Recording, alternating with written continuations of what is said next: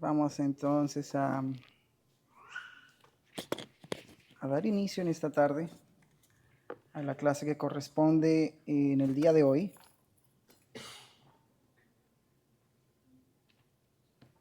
Y permítanme, antes de abordar el párrafo 15 del capítulo 26 de la Confesión de Fe, introducir el tema resaltando un tópico particular, importante, que la Biblia del cual nos habla el Señor en su palabra, y es el tema de la unidad. Cuando nuestro Señor Jesucristo en Juan capítulo 17 oró por los discípulos, incluidos nosotros, entre varias peticiones que el Señor planteó allí, resaltó una por sobre las demás, y fue el tema de la unidad. Les invito a que me acompañen allá. Vamos a introducir en esta hora nuestro estudio, viendo un par de versículos que soportan el argumento que estamos presentando ahorita. En Juan capítulo 17, los versículos del 9 al 11, como acostumbramos a hacer en las clases. Si alguien quiere participar de la lectura, puede hacerlo. Vamos a leer Juan 17, versículos 9 al 11, y vamos a estar leyendo también Juan, en el mismo capítulo 17, los versículos 20 al 23.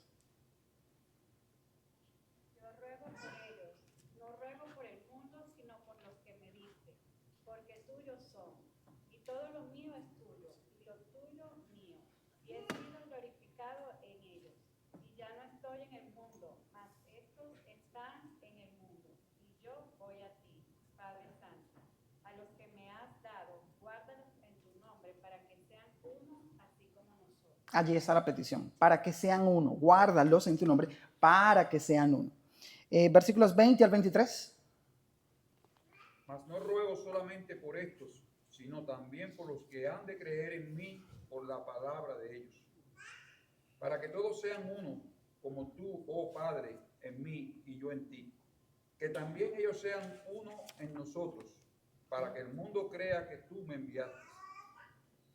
La gloria que me diste, yo les he dado, para que sean uno, así como nosotros somos uno.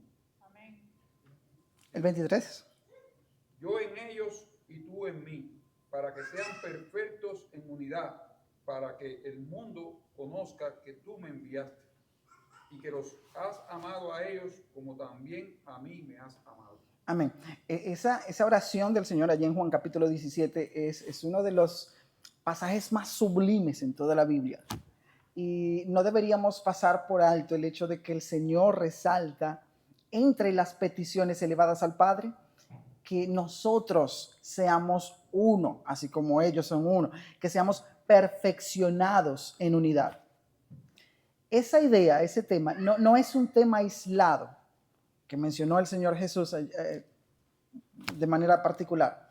Es un tema que se va a repetir en la Biblia.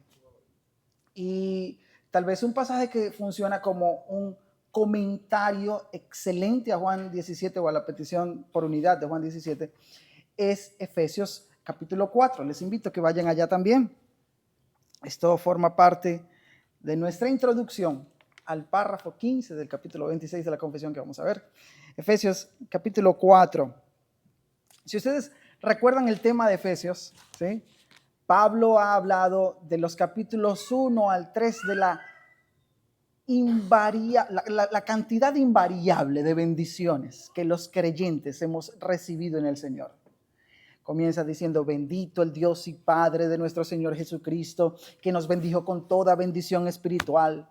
Va a continuar Pablo hablando que nosotros hemos sido sentados en lugares celestiales, que el mismo supereminente poder que actuó en Cristo para resucitarlos opera en nosotros los creyentes al momento de creer.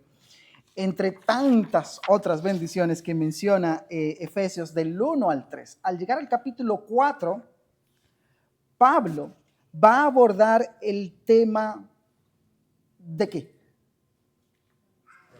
De la unidad. La unidad. En Efesios, vamos allá, Efesios 4, versículos 1 al 3. Es como que inmediatamente después de mencionar todas esas verdades, Pablo va a hablar acerca de la unidad como el tema propio, como una reacción debida ante sublime cantidad de bendiciones. Leamos, déjenme, yo lo leo acá. Efesios 4, versículos 1 al 3 dice Pablo: yo pues preso en el Señor, os ruego que andéis como es digno de la vocación con que fuisteis llamados, con toda humildad y mansedumbre, soportándoos con paciencia los unos a los otros en amor. Versículo 3. Solícitos en guardar la unidad del Espíritu en el vínculo de la paz. Si se fijaron allí, en el versículo 3, Pablo dice que debemos ser solícitos en guardar esa unidad. Y esa palabra, ese término solícito, indica una intencionalidad bien marcada. Debemos ser bien intencionales al momento de procurar la unidad. De hecho, la Biblia de las Américas traduce ese término. Cuando lo leemos en la Biblia de las Américas, dice: esforzaos en guardar la unidad. La idea que Pablo presenta acá, según él, es que esa variedad de virtudes que deben adornar la vida del creyente, porque él dice, les ruego que anden como es dignos de la vocación con que ustedes fueron llamados. Ustedes fueron llamados. Deben llevar un andar digno al llamamiento. Bueno, y son una cantidad de virtudes que él menciona ahí, con toda humildad, mansedumbre, soportándose los unos a los otros. Todas esas virtudes deben adornar esa vocación con que fuimos llamados y van a ser la respuesta apropiada a las bendiciones recibidas de los capítulos 1 al 3, y todo eso se hace para que nosotros entonces esforzadamente procuremos la unión. Ya vamos a ver ese texto más adelante con un poquito más de calma. A ver, ¿por qué hablar de la unidad en esta hora? A la luz de estos dos textos, nosotros vamos a ver cómo la confesión en el párrafo 15 va a llamar la atención a ese aspecto de la vida cristiana de vital importancia para nosotros. La iglesia debe procurar esa unidad no como un tema opcional, es que es algo que debemos hacer de una manera bien intencional y de manera solícita, de manera esforzada. Con eso en mente, vamos ahora sí al capítulo 26 de nuestra confesión de fe. Quienes no tengan confesión de fe, vi que allí en la librería hay disponibles. Vamos a ubicarnos entonces en el párrafo 15.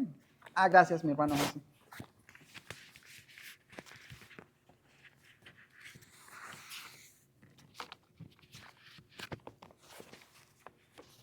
Y vamos a leer acá. Vamos a leerla y luego vamos a ir desglosando este párrafo. El párrafo 15 va estrechamente ligado al párrafo 14 que vimos la semana pasada, que fue donde tocamos el tema de la comunión entre iglesias. ¿Recuerdan que discutíamos hasta qué es lo que debemos considerar en las doctrinas de las iglesias para poder tener comunión con ellas? Y ahora los autores de la confesión de fe van a abordar un tópico que consideran ellos vital para la vida de la iglesia. Vamos a leer acá, dice el párrafo 15 del capítulo 26 de la confesión: en casos de dificultades o diferencias respecto a la doctrina o el gobierno de la iglesia, en que las iglesias en general o una sola iglesia están preocupadas por su paz, unión y edificación, o uno o varios miembros de una iglesia son dañados por procedimientos disciplinarios que no coincidan con la verdad y el orden, es conforme a la voluntad de Cristo que muchas iglesias que tengan comunión entre sí se reúnan a través de sus representantes para considerar y dar su consejo sobre los asuntos en disputa, para informar a todas las iglesias involucradas.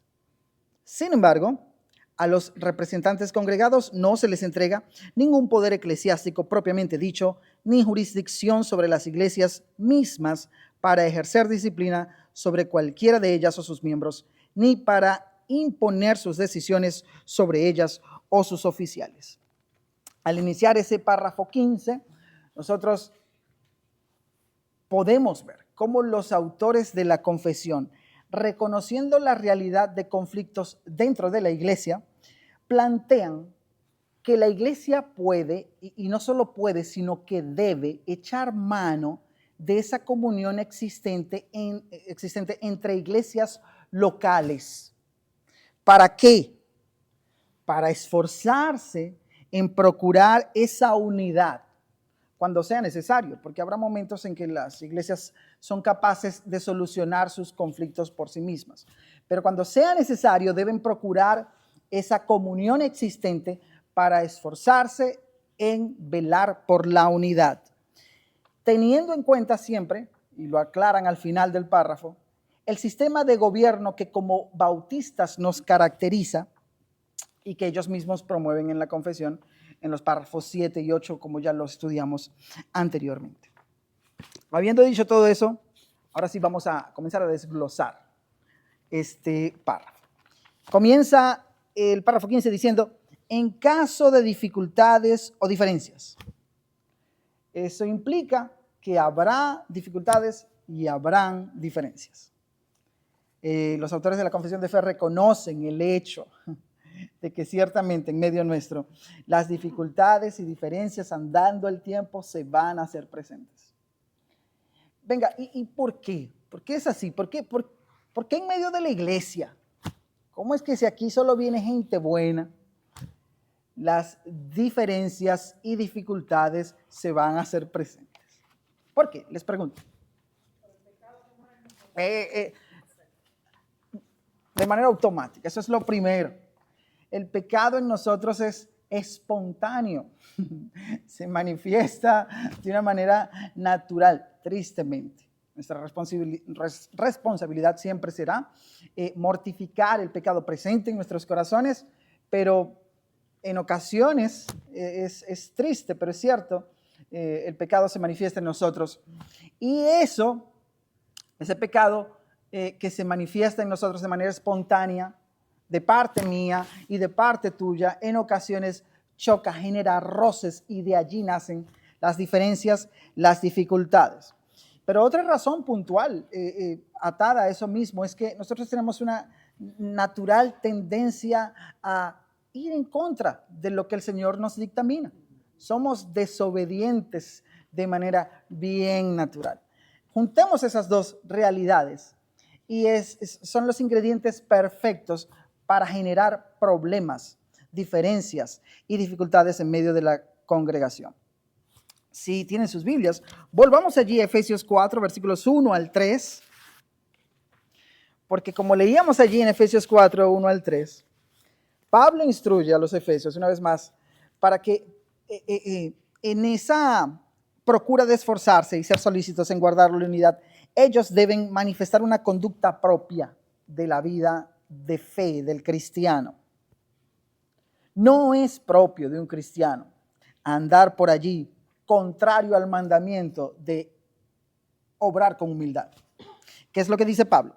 Yo pues preso en el Señor, les ruego que anden como es digno. Tu caminar tiene que ser particularmente el propio del llamamiento que tú has recibido. Fuiste llamado a que te comportes de una manera particular, no de otra. ¿Y cuál es esa manera? Pues con toda humildad, con toda mansedumbre, soportándoos los unos a los otros. ¿Por qué? Porque es precisamente ese el trato que el Señor nos dispensa a nosotros. Ustedes han llegado hemos llegado a pensar algún momento en que el Señor diga, no, ya el día de hoy no te voy a soportar más. Ya no, suficiente contigo. Esa es la misma actitud que muchas veces nosotros tenemos hacia hermanos. Es que este hermano ya no lo soporto. Ya no. Lo he soportado mucho en el pasado, pero ya no. No, nosotros somos llamados a manifestar la misma misericordia entrañable que el Señor ha querido tener con nosotros. De eso se trata el Evangelio. Cuando ese orden cuando este tipo de órdenes de andar en humildad, en mansedumbre, soportándonos los unos a los otros, cuando esas instrucciones no son llevadas a cabo por los miembros de una iglesia local, sin margen de error, sin lugar a equivocarnos, las diferencias, dificultades, conflictos se van a hacer presentes, se van a manifestar. Solo por mencionarlo, ¿sí? El Señor en su gracia muchas veces utiliza los conflictos y las disensiones para manifestar a los réprobos. ¿Quién puede leer 1 Corintios capítulo 11, versículo 19?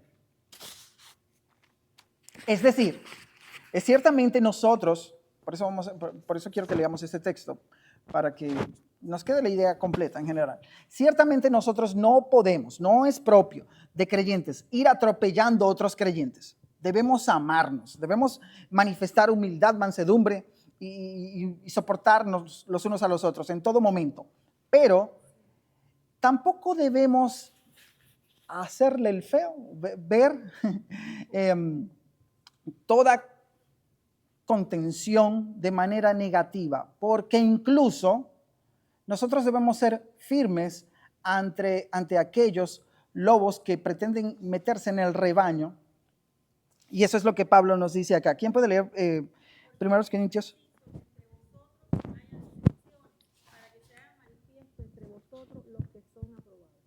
Para que se haga manifiesto en medio nuestro los que sí son creyentes.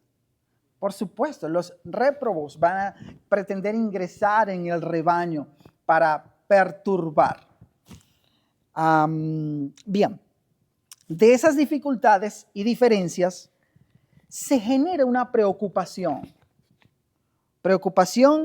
que busca primar por la paz, por la unión y la edificación de la iglesia.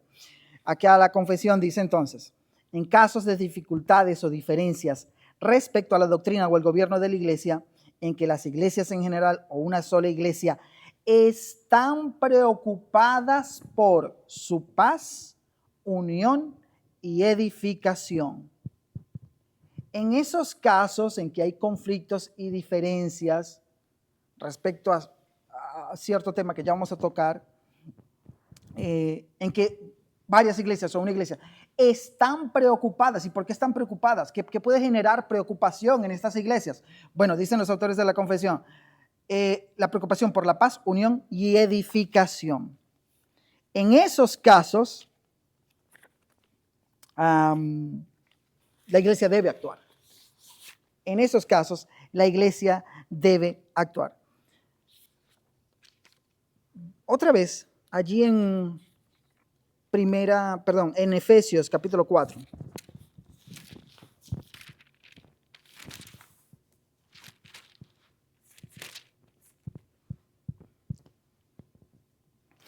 Esa preocupación es una preocupación genuina, no es infundada. La Biblia abunda en pasajes, mis hermanos, que nos exhortan a procurar tanto la paz como la unidad, como la edificación. Nosotros leímos ahorita Efesios 4 del 1 al 3, pero dicen los versículos del 4 al 6 una idea o una verdad que complementa de manera preciosa esa búsqueda de unidad, paz y edificación. ¿Quién quiere leer Efesios 4, pero esta vez del versículo 3 al 6? Solícitos en guardar la unidad del espíritu en el vínculo de la paz, un cuerpo y un espíritu, como fuisteis llamados en una misma esperanza de vuestra vocación, un Señor, una fe, un bautismo, un Dios y Padre de todos, el cual es sobre todos y por todos y en todos. Amén. Dice Colosenses 3, versículo 15. La paz de Dios gobierne en vuestros corazones, a la que asimismo fuisteis llamados en un solo cuerpo, y sed agradecidos. Sed agradecidos. Siempre la misma verdad repitiéndose vez tras vez. Hay un solo cuerpo, un solo espíritu, un solo Señor, una sola fe. ¿Quién puede leer Romanos 14, versículo 19? y otro hermano que lea Salmo 133, versículo 1. Romanos 14 y 19 y el Salmo 133, el versículo 1.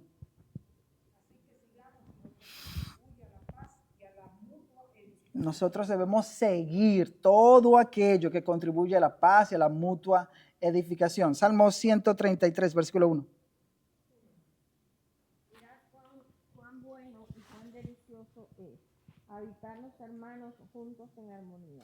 Eso, la armonía en medio de la iglesia está ideada para que sea un testimonio. Mirad cuán bueno y cuán delicioso.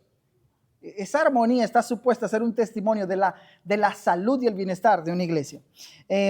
Filipenses 2, versículo 2.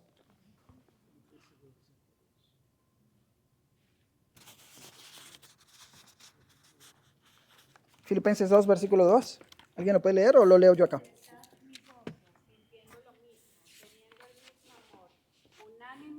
Sintiendo una misma cosa.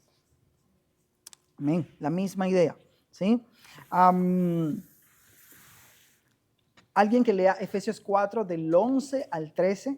Efesios 4 del 11 al 13. Alguien que lea 1 Corintios 14, 26. Efesios 4 del 11 al 13. Ajá. Y él mismo constituyó a unos apóstoles, a otros profetas, a otros evangelistas, a otros pastores y maestros, a fin de perfeccionar a los santos para la obra del ministerio, para la edificación del cuerpo de Cristo, hasta que todos lleguemos a la unidad de la fe, del conocimiento del Hijo de Dios, a un varón perfecto, a la medida de la estatura de la plenitud de Cristo. Ese texto dice que todos esos ministerios han sido ideados, planteados, concedidos a la iglesia para la obra del ministerio, para la edificación del cuerpo de Cristo.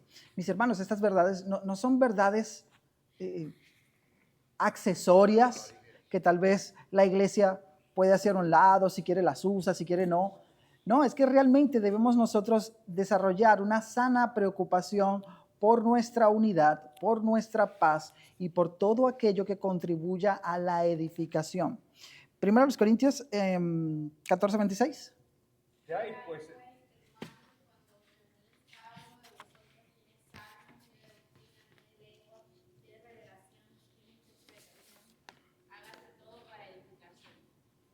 Amén.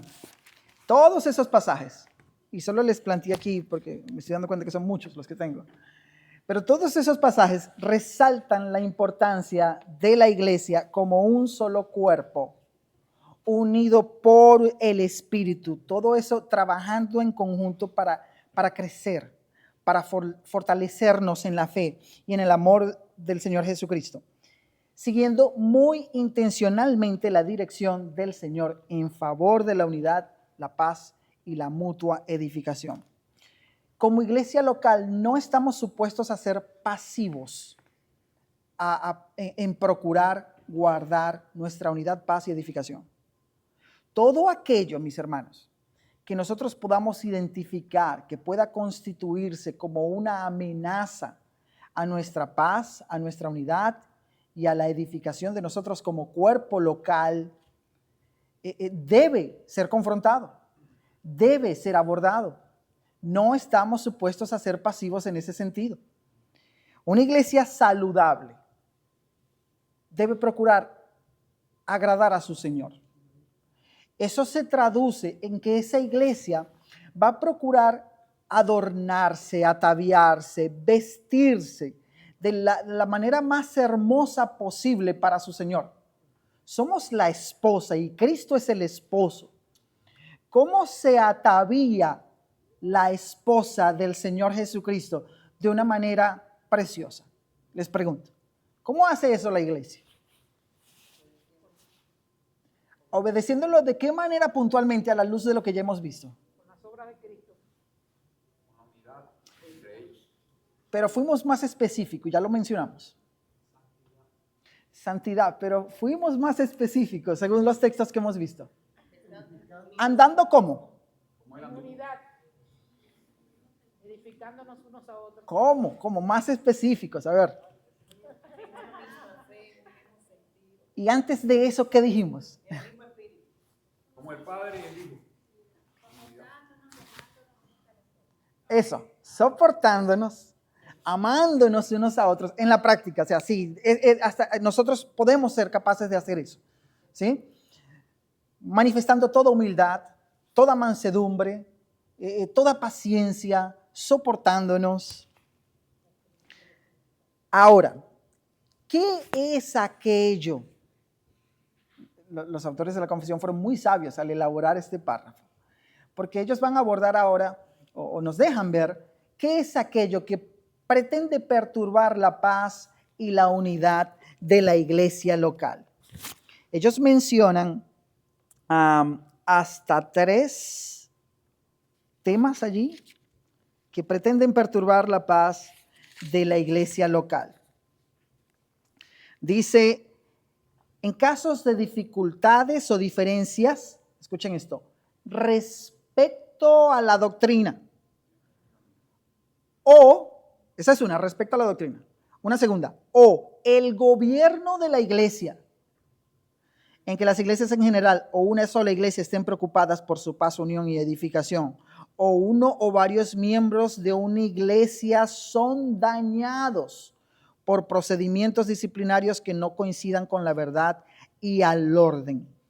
En esos casos, ¿sí?, de diferencias con respecto a la doctrina, el gobierno de la iglesia o procedimientos disciplinarios que no coincidan con la verdad y el orden, la iglesia está supuesta a prestar toda atención, porque ese tipo de problemáticas pretenderán levantarse y perturbar la unidad de la congregación. Debemos abordarlo. Vamos a ver brevemente qué es aquello de problemáticas relacionadas con, primeramente, la doctrina de la iglesia. Dificultades o diferencias respecto a la doctrina de la iglesia que deben ser revisadas. La sana doctrina, esa frasecita, está de moda en estos días. Es relevante en los círculos evangélicos. Sin embargo, yo sospecho que aun cuando muchos claman por enarbolar la frase de la sana doctrina, pareciera muchas veces que ellos no quieren ni siquiera prestar atención a lo que la sana doctrina es. La sana doctrina es fácil definirla porque por la Biblia podemos definirla. Entonces, ¿qué es la sana doctrina? Vamos a partir de un texto en la Biblia. Les pido me acompañen a leer. Alguien que me ayude buscando 2 Timoteo capítulo 4, versículo 3. Otro hermano que por favor, en el momento que yo lo indique, lea Juan 14, 6. Otro que por favor lea Juan 8, 31 al 32. Entonces, ¿qué es la sana doctrina? ¿Quién tiene 2 Timoteo 4, 3? Porque vendrán tiempos cuando no sufrirán la sana doctrina, sino que teniendo comezón de oír, se amontonarán maestros conforme a sus propias concupiscencias. Y apartarán de la verdad el oído y se volverán a las fábulas. Ok. Perdón.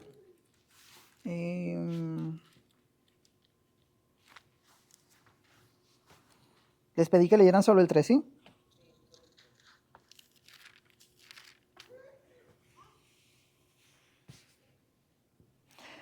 Según Pablo acá en este texto, habrá un momento en el cual la gente no será capaz o no querrán por voluntad propia atender a las palabras, a las sanas palabras de la sana doctrina. ¿Y cuál es esa sana doctrina? Yo creo que les pedí que leyeran solo hasta el 3, pero debían haber avanzado hasta el 5, es la verdad, perdónenme. Dice, vendrá tiempo cuando no sufrirán la sana doctrina, sino que teniendo comezón de oír, se amontonarán maestros conforme a sus propias concupiscencias y apartarán de la verdad el oído. No van a querer sufrir la sana doctrina, van a tomar sus oídos y lo van a apartar de la verdad y van a irse por el camino que mejor les parezca. La sana doctrina es la verdad. Eso es lo que está diciendo Pablo allí. Estos hombres van a apartar sus oídos, no van a querer sufrir la sana doctrina, apartando sus oídos de la verdad. La sana doctrina es la verdad. ¿Qué es la verdad? Juan 14, versículo 6. ¿Sí? Y diciéndolo en las palabras del mismo Señor. Según Juan 14, 6. El Evangelio es la verdad, ¿sí? Contenido en...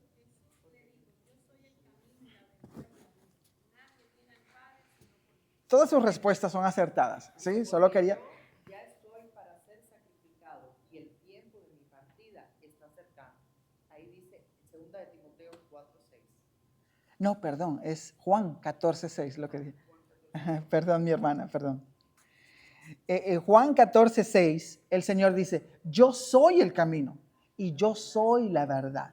El Señor, la persona de nuestro Señor Jesucristo contiene la verdad de este universo. Él es la verdad verdadera. Él es la verdad. Él no es una verdad en medio de muchas. Él es la verdad. Ahora, si nosotros permanecemos en el Señor Jesucristo, algo sucederá. ¿Qué dice Juan 8, 31 al 32? Dijo entonces Jesús a los judíos que habían creído en él: si vosotros permaneciereis en mi palabra, seréis verdaderamente mis discípulos, y conoceréis la verdad, y la verdad os hará libres. Si permanecemos en el Señor Jesucristo, seremos capaces de conocer la verdad. Y eso es así, por supuesto que es así. Porque la iglesia entonces, andando el tiempo, se iba a constituir en la contenedora de esa verdad. Dice 1 Timoteo 3:15, ese lo leo yo acá. 1 Timoteo 3:15 dice que Pablo, hablándole a Timoteo, le dice, si tardo, tú debes saber cómo conducirte en la casa de Dios, que es la iglesia del Dios viviente, que es columna y baluarte de la verdad. Es decir, la iglesia sostiene y enarbola esa verdad. Eso es la sana doctrina, la verdad de la palabra de Dios, que por medio de la capacitación del Espíritu Santo es bien trazada, bien explicada, bien entendida, bien asimilada, bien practicada. Es la responsable de llevar la verdad al mundo. La iglesia, sobre la iglesia pesa esa enorme responsabilidad. Y nuestro testimonio. Exactamente. Exactamente. Es así. Nuestro testimonio, obrar y nuestro andar debe ser digno del llamamiento que hemos recibido y debe ser cónsono con el mensaje de la palabra de Dios. Pero ahora, volviendo a la verdad como doctrina, como sana doctrina, mis hermanos, es aquí donde nuestra confesión de fe juega un papel relevante. ¿Qué es, una vez más, qué es para nosotros la confesión de fe que adoptamos como iglesia? La confesión de fe bautista de Londres de 1689. ¿Qué es para nosotros? Es una herramienta que podemos usar porque ella nos, como dice la confesión de fe, nos ayuda a entender esa sana doctrina, o sea, que tenemos como iglesia. O sea, ¿cómo dice la palabra? Nos ayuda a entender. O sea, tengo la palabra en la boca, pero no me sale.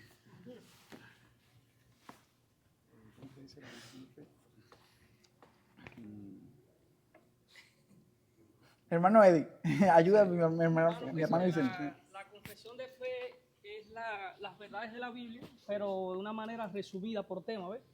Que nosotros podemos entender. Decía un predicador que una iglesia sin una confesión de fe es una iglesia con sida espiritual, porque pueden entrar varias doctrinas que no podemos. La Biblia es la verdad y la confesión de fe no fue escrita por hombre, pero nos ayuda a entender la Biblia, nos ayuda a comprender la Escritura de una manera más resumida, donde podemos ir, donde podemos entender. Ella nos sistematiza las escrituras. Nos proporciona una herramienta para nosotros poder. Ok. Busco una palabra de parte de ustedes en medio de sus definiciones. Mi hermana. Creo que la confesión de fe, o sea, es como precisamente lo que dice, o sea, debería ser para nosotros los que la estudiamos y la usamos como una herramienta, debería ser lo que nosotros como iglesia nos une en doctrina. Muy bien, muy bien. Lo que confesamos de manera unánime, ¿sí? Acerca de lo que creemos que la Biblia enseña. Mi hermano José Alberto.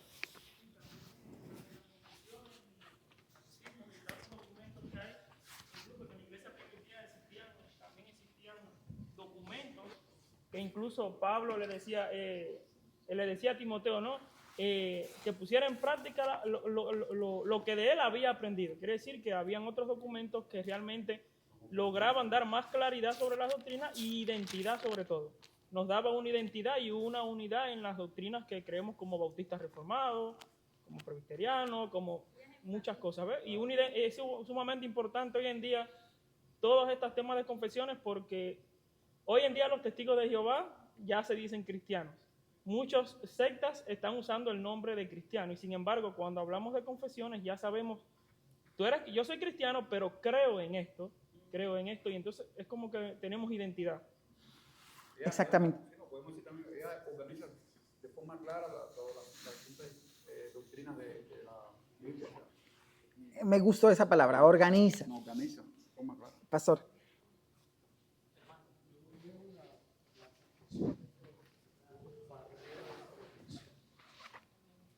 En contra de las doctrinas falsas. Nos ayuda a mantenernos alineados en lo que nosotros creemos que está en la palabra. Correcto. Me gustó también esa palabra, es una barrera, porque básicamente nosotros podemos ver la confesión de fe como un marco donde nosotros hemos introducido todas aquellas doctrinas que decimos creer que la Biblia enseña, de manera organizada, de manera sistemática. ¿Qué creemos nosotros acerca de la Biblia? ¿Qué dice la Biblia de sí misma? Que toda la Escritura es inspirada por Dios y útil para enseñar, para redarguir, para instruir en justicia. ¿Qué sucede si el día de mañana entra alguien por acá y simplemente nos pregunta, venga, estoy visitándoles, pero me gustaría saber un poco más acerca de ustedes, qué enseñan, qué creen acerca de la Biblia, qué creen acerca de Jesucristo, porque yo todavía no estoy muy convencido de que Él sea Dios, qué creen acerca de la Trinidad, qué creen acerca de cómo guardar el domingo, ¿ustedes qué creen? Tal vez nosotros no vamos a tener la oportunidad ni el tiempo de podernos sentar y explicar y buscar todos aquellos pasajes que soportan nuestra posición frente a todas esas doctrinas, pero sí tenemos ya algo bien esquematizado, ordenado, presentable para poder entregar a este tipo de personas y hacerles ver, mira, esto creemos como iglesia. De ninguna manera, y no hay necesidad que esto pretendamos interpretar esto como que es algo que se superpone a la Biblia. Creo que es algo por lo que ni siquiera debemos preocuparnos. Es simplemente un documento que resume y expresa todo aquello que nosotros creemos que la Biblia enseña.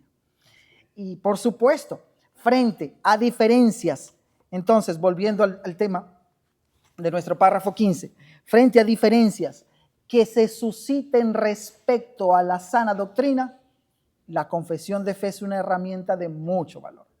Tenemos una segunda diferencia que mencionan allí los autores de la confesión y es el gobierno de la iglesia. Como iglesia bautista, ¿qué tipo de gobierno nos caracteriza? ¿Sí lo tenemos? Congregacional. Nuestro tipo de gobierno es el gobierno congregacional. Se diferencia de gobiernos episcopales o gobiernos presbiterianos. No vamos a abordar acá a definir estos tipos de gobierno, pero nosotros somos un gobierno congregacional. Los párrafos 7 y 8 de este mismo capítulo 26 dejan esa verdad expresada. Déjenme, se los leo rápidamente para que lo refresquemos. Préstenselo a oído, ni siquiera tienen que seguirlo allí. A cada una de estas iglesias así reunidas, el Señor, conforme a su voluntad declarada en su palabra, ha dado todo el poder. ¿A quién? A cada una de esas iglesias. Ha dado todo el poder y autoridad en cualquier sentido necesario para realizar el orden en la adoración y en la disciplina que Él ha instituido para que lo guarden, juntamente con mandatos y reglas para el ejercicio propio y correcto y la ejecución del mencionado poder. Párrafo 8. Una iglesia local, reunida y completamente organizada de acuerdo con la voluntad de Cristo, está compuesta por oficiales y miembros, y los oficiales designados por Cristo para ser escogidos y apartados por la iglesia. Ahí está, el gobierno congregacional, así llamada y reunida, para la particular administración de las ordenanzas y el ejercicio del poder o el deber que Él les confía, o a los que los llama para que continúen hasta el fin del mundo, son los obispos o ancianos y los diáconos. ¿Ok? Básicamente esos dos párrafos resumen el tipo de gobierno congregacional que nosotros practicamos. Y en esa área los ataques también pueden ser esperados. Los ataques al gobierno de la iglesia, que es congregacional, pero que tiene sus, ¿cómo lo dice la confesión? Sus oficiales, que son, ya los definimos anteriormente, pastores y diáconos. ¿Tipos de ataque que podríamos esperar nosotros en esas áreas? Miren, mis hermanos, desde un pequeño comentario malsano puede constituirse en un ataque hacia él o los pastores. Comentarios malintencionados acerca de cómo se hacen las cosas o cómo no deberían hacerse o cómo deberían hacerse. Por ejemplo, cuando nosotros salimos de la bautista, uno de los ataques que decían contra el pastor de nosotros era que él no podía ser pastor porque nadie le había impuesto las manos. ¡Wow! La iglesia... Perdón, él decía que nadie le había impuesto las manos a nuestro pastor para ordenar. Ah, llegó alguien diciendo eso. Sí. Okay. Y yo le decía, hermano, ¿quién le impuso? Vaya, por no decir quién le impuso las manos a Lutero. La iglesia escoge a sus pastores. O sea, el hermano ya había trabajado con la iglesia, este grupo de hermanos, y lo instituimos como pastor. Le decimos, hermano, nosotros tenemos para que dirija para el pastor, pero el ataque sobre él, tristemente, ni voy a mencionarlo, es sobre eso. No puede ser pastor y excelente maestro y pastor hoy en día. Pero uno de los ataques era de que como no había sido ordenado por las manos de otro pastor, no podía ser pastor. Entonces, y eso pasa porque lo he visto. Wow. Y he visto iglesias que son perturbadas y se vienen abajo por el comentario, por un individuo que vino y sembró la idea en un grupo, en una comunidad local de creyentes. Pero eso no es nuevo. Eso pasa desde por allá, de tiempos de Moisés. ¿Recuerdan? Números, capítulo 16, la rebelión de Coré. No vamos a ir allá por causa del tiempo, pero en casa, revisen Números, capítulo 16. ¿Quién fue este Coré? Se levanta un día y le dice a Moisés algo así como que, venga, ¿y quién eres tú? ¿Por qué nosotros no podemos mandar también así como tú mandas? Sería bien interesante tomar la posición del mandamás. Y pues allí se genera toda una rebelión, y ese mismo tipo de rebeliones se han presentado en la historia de la iglesia desde siempre.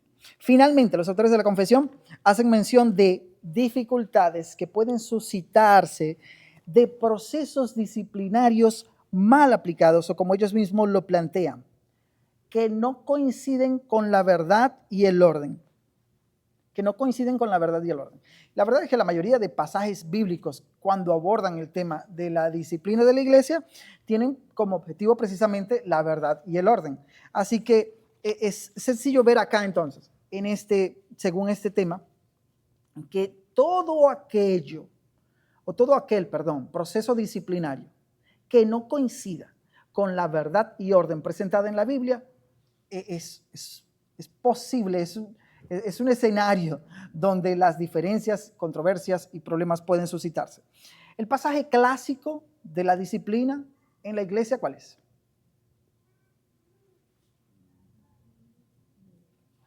Mateo 18. Mateo 18. Describe el proceso por el medio del cual la disciplina debe ser llevada a cabo. Lo recordamos, ¿cierto? En primer lugar, el afectado es él quien va al que peca contra él, habla con él a solas. Si eso no funciona, él va y busca a 2 o 3 hermanos más. Si eso no funciona frente a esos 2 o 3 hermanos más, entonces traen el asunto a toda la iglesia. Ese es el orden, mis hermanos. ¿Quieres decir algo, hermano? Perdón, ¿no? Perdón. Porque el propósito siempre será ganar a tu hermano. Siempre es ganar al hermano, es entender que él está fallando, que él está pecando, pero primariamente no contra ti, sino atentando contra la gloria de Dios. Y es ganarlo para que él pueda seguir en su vida de piedad y obediencia delante del Señor. Un segundo pasaje que es importante a la hora de llevar a cabo procesos disciplinarios es Gálatas, capítulo 6. Un pasaje muy importante. Desde ahora en adelante, cada vez que a ustedes les pregunten qué pasajes se les viene a la mente relacionados con la disciplina, ustedes nunca más se les va a olvidar que Mateo 18 y Gálatas 6. Mateo 18 y Gálatas 6:1, porque en Gálatas 6:1 Pablo dice: hermanos, si alguno fuere sorprendido en alguna falta, vosotros que sois espirituales, restauradle con fiereza, con dureza. No, con un espíritu de mansedumbre, considerándote a ti mismo, no sea que tú también seas tentado. Muchas veces nosotros leemos ese pasaje y sí, si alguno es sorprendido en alguna falta, nosotros que somos espirituales debemos restaurarlo considerándonos a nosotros mismos. Como que saltamos a la indicación de que debemos hacerlo con un espíritu de mansedumbre. Ese versículo resalta esa virtud que es esencial. Porque, como decíamos anteriormente, el objetivo es ¿qué? En el proceso disciplinario, ¿cuál es el objetivo? Restaurar, ganar el hermano. Pero debemos hacerlo con un espíritu de mansedumbre.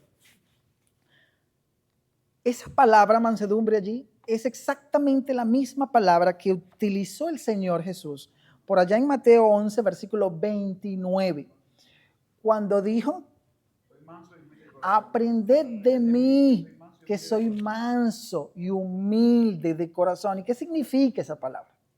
Es una palabrita bien interesante que brinda la idea de ser alguien apacible. Era también usada para señalar algo confortable. La idea es que tú tienes que ir con un espíritu tan confortable que tu hermano tenga la confianza de recostarse en ti y sentirse plácido en ti. Es como cuando tú tomas un asiento, un buen mueble y wow, pero esto sí está cómodo. Nosotros debemos ir con ese tipo de actitud cuando sorprendemos a algún, como dice Pablo acá, si algún hermano fuere sorprendido en alguna falta, en algún pecado. Nosotros debemos hacer que él se sienta amado. No es consentir el pecado, no estamos hablando de eso. Estamos hablando de que no es con un espíritu que juzga inmisericordiamente. No, es que tu hermano debe sentirse confiado en ti, en que tú puedes en que tú te preocupas por él y no te estás preocupando en juzgarlo ni llevar a cabo una fiereza fuera de orden. Entonces, los problemas en esta área van a surgir cuando los principios bíblicos se aplican de manera errónea y se desvían del espíritu original que es la verdad. Cuando hay juicio y falta de amor, cuando hay procedimientos no bíblicos, como por ejemplo crear reglas que la Biblia por ningún lado menciona, cuando hay falta de transparencia, por ejemplo, procesos disciplinarios en los cuales no se lleva a cabo debidamente Mateo 18, sino que solo un grupito pretende manejar el asunto, o sea, cuando no es conforme a la verdad, ¿ok? Todas esas problemáticas, podrían surgir otras, pero todas esas problemáticas son las propuestas por los autores de la confesión, en las cuales ellos reconocen que aunque nosotros deseemos y tengamos toda intención de lidiar con ellas, es posible que muchas veces no seamos capaces. Y es allí cuando debemos nosotros recurrir a la comunión existente entre otras o con otras iglesias locales para hacer frente. Eso no significa, rápidamente, vayan conmigo a 1 Corintios, o si no se quieren yo se los leo, no tienen que ir allá. 1 Corintios capítulo 6. Eso no significa, ¿sí?, que la iglesia no va a procurar solucionar sus propios asuntos. La iglesia debe procurar, debe intentar solucionar sus propias problemáticas. Lo que la iglesia no debe es no hacer nada cuando entiende que ya la sabiduría no le es suficiente. Pero, por ejemplo, en 1 Corintios capítulo 6, Pablo está juzgando a los hermanos porque en sus conflictos ellos tomaban la problemática y entonces buscaban a jueces externos incrédulos para plantearles la problemática y buscaban ayuda en esos incrédulos. Y Pablo les va a decir, dando a entender que ellos debían ser capaces de solucionar sus propios problemas, él les va a decir en el versículo 4, 1 Corintios 6, 4, si pues tenéis juicio sobre cosas de esta vida, ¿ponéis para juzgar a los que son de menor estima en la iglesia? Para avergonzaros lo digo. Pues ¿qué? ¿No hay entre vosotros sabio, ni aun uno que pueda juzgar entre sus hermanos? Sino que el hermano con el hermano pleiteen juicio, y esto ante los incrédulos. Pablo esperaba que por lo menos un sabio en medio de la congregación fuese capaz de colaborar en la resolución de conflictos.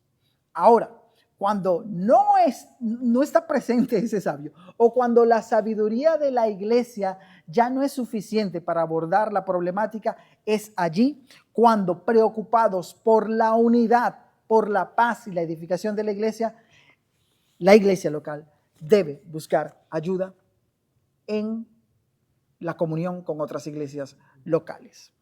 Termina diciendo así la confesión.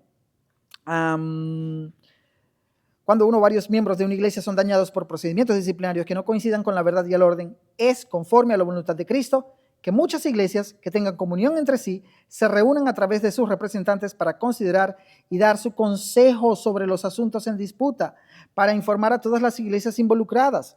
Sin embargo, a los representantes congregados no se les entrega ningún poder eclesiástico propiamente dicho, ni jurisdicción sobre las iglesias mismas para ejercer disciplina sobre cualquiera de ellas o sus miembros, ni para imponer sus decisiones sobre ellas o sus oficiales. Dicen ellos allí, es la voluntad del Señor que se unan estas iglesias cuando las diferencias escalen más allá de la sabiduría dispuesta. Esa iglesia en cuestión es necesario que se reúna con otras, porque es la voluntad de Dios para buscar consejo. Se nos ha acabado el tiempo, mis hermanos, pero los autores, con esto termino, los autores de la confesión allí, cuando hablan de que la iglesia debe buscar consejo entre otras iglesias locales, van a citar un texto clave que si a mí me hubiesen dicho, mira, habla acerca del tema de la unidad y de buscar consejo, yo me hubiese ido inmediatamente a los proverbios y busco esa variedad de textos bíblicos que hablan de cómo en la multitud de consejeros se halla sabiduría. Pero los autores de la confesión muy acertadamente apelaron por Gálatas 2, versículo 2. Vayan allí, a Gálatas 2, versículo 2. ¿Quién lo puede leer? Gálatas 2, versículo 2.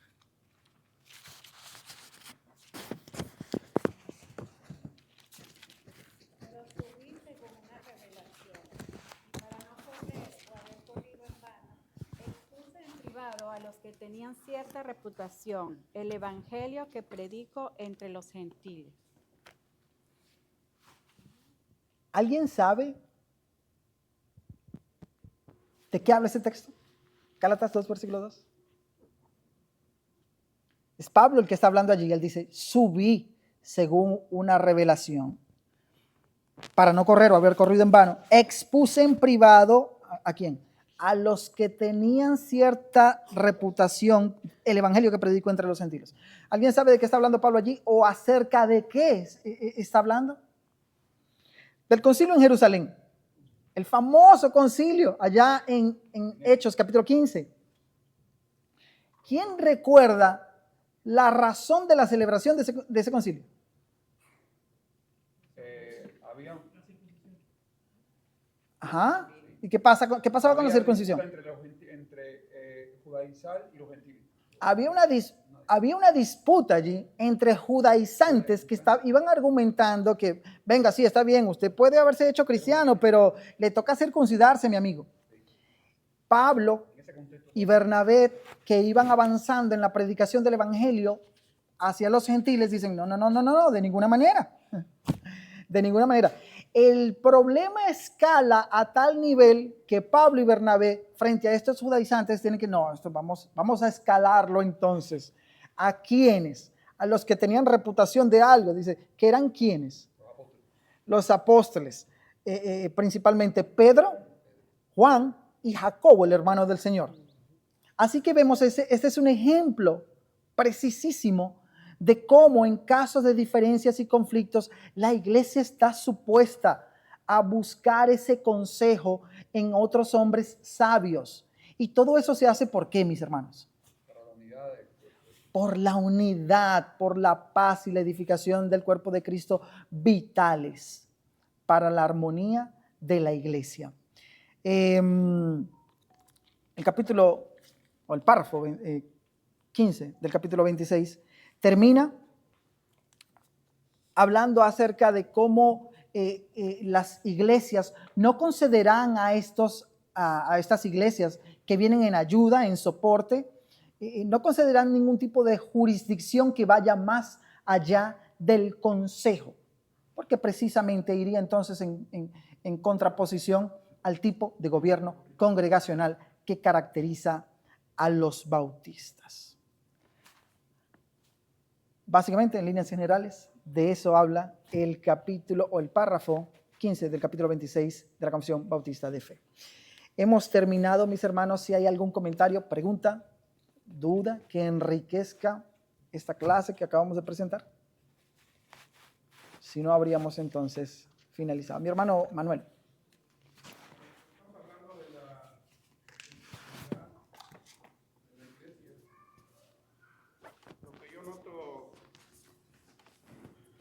Que mientras que estemos en estos cuerpos imperfectos, esa unidad perfecta no la vamos a tener hasta que seamos semejantes a Cristo, cuando seamos tal como Él es, como dice Primera de Juan.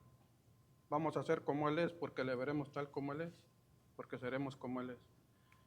Pero yo creo que falta mucha humildad. Bueno, según yo veo en otras iglesias, aquí también no lo dudo, que falta mucha humildad y mansedumbre, especialmente si hay un hermano que tiene muchos años y mucho conocimiento, no acepta ninguna reprensión de otro hermano porque tiene poquito en el conocimiento y piensa que un hermano que tiene pocos años no le puede enseñar nada.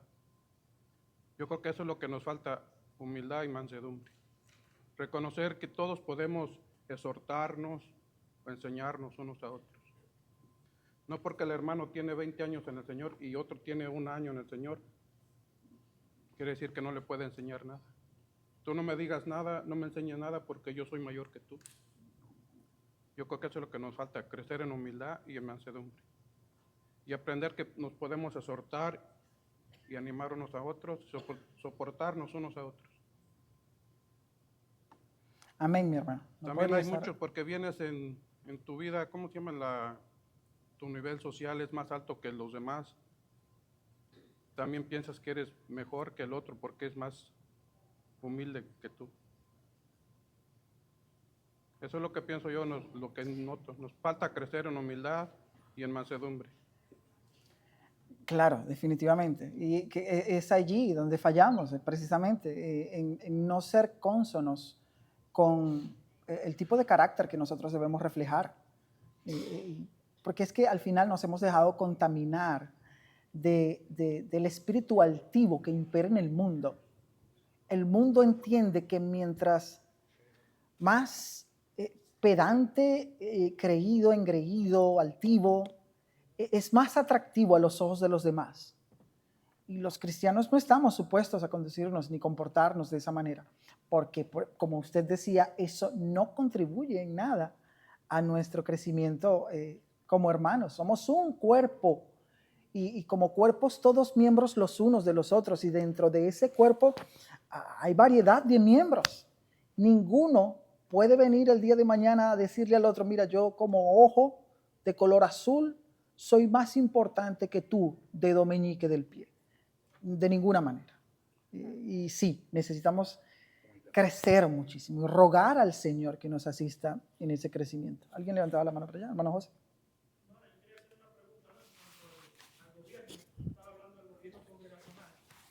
A ver, hoy en día yo he visto, ¿no?, varios predicadores bautistas reformados, como Miguel, y otros videos que he visto, que ellos no hacen tanto énfasis hoy en día en el gobierno congregacional, sino hacen un énfasis en un gobierno de ancianos, de pluralidad de pastores. Ahora, ellos le dan cierta autoridad a la congregación en ciertos puntos. Lo he visto varios estudios. No es que la iglesia en general no tenga autoridad en algunos puntos, como la disciplina, cuando habla del pasaje que si no, llévalo a la iglesia y cosas así. Pero hoy en día los bautistas reformados no hacen tanto énfasis, y entiendo por qué, en lo que es el gobierno congregacional. Ahora, ¿podemos seguir diciendo que tenemos un gobierno congregacional, o tenemos un gobierno con una pluralidad de ancianos, o tenemos parte de las dos? ¿Cómo podemos? Porque usted hace énfasis en lo que es el gobierno congregacional, pero hoy en día lo que yo he visto es que no se hace tanto énfasis en eso, sino en que la iglesia tiene cierta autoridad en algunos puntos que ellos mismos los aclaran, dicen esto y en aquello.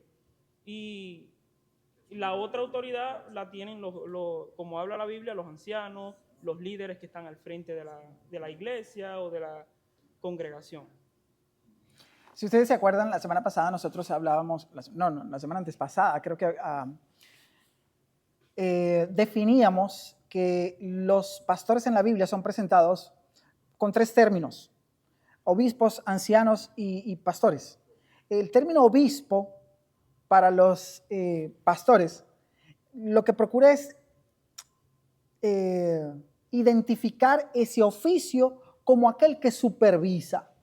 Se espera del obispo que tenga una madurez superior al resto de los miembros, que tenga un conocimiento superior y que tenga un sentido de alerta mayor que el resto, porque él es como el encargado de marcar la pauta a la iglesia. Pero al mismo tiempo, ese obispo no es autónomo, ¿sí? En ese sentido, una iglesia bautista es congregacional. La iglesia le confía al pastor su vida espiritual para que él marque la pauta y dictamine. Pero tampoco es que el pastor pues se va a enseñorear del rebaño, porque iría en contra de la misma palabra. Si tú has percibido eso, no lo sé, mi hermano, no sabría decirte, pero sí podría decirte que ya eso dejaría de ser un gobierno congregacional. Si hay un grupo de hombres que se están superponiendo al rebaño, ya eso no es un gobierno congregacional. Porque no es lo que vemos en la Biblia. Los pastores, ellos se les ha confiado una responsabilidad, digamos, más relevante que los hermanos, porque es que ellos darán cuenta por vuestras almas. Y al mismo tiempo, los pastores, dice Pablo, que ellos están llamados a ser ejemplos de la grey, es decir, modelar al resto de la iglesia cómo la vida cristiana debe ser vivida. Mis hermanos, gracias por su pregunta, pero debemos finalizar porque si no me llaman la atención allá. Gracias, mis hermanos. El Señor les bendiga.